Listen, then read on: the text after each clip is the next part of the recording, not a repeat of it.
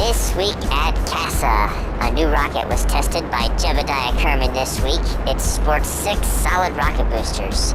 Jeb reported the rocket was very difficult to control, and the solid rocket boosters did not decouple correctly due to a freak welding accident.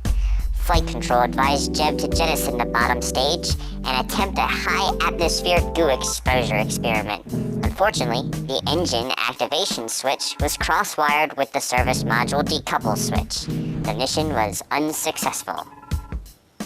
The team tried again the next morning, making sure those welds were correct. Instead, one set of the 4 boosters was left on the pad, and the rocket was in immediate danger.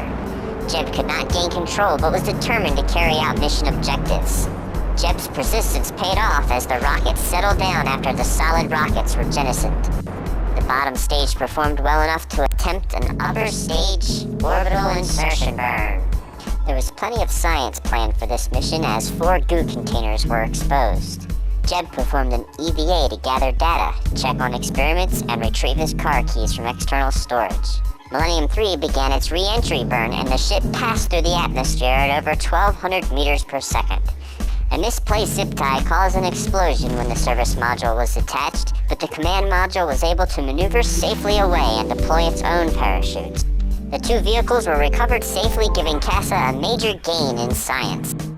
The Millennium 4 mission would mark the last flight of the Falcon rocket system, as it has been deemed uncool by KASA engineers. Another dangerous launch would not stop Jeb from getting into orbit and completing his mission for more science.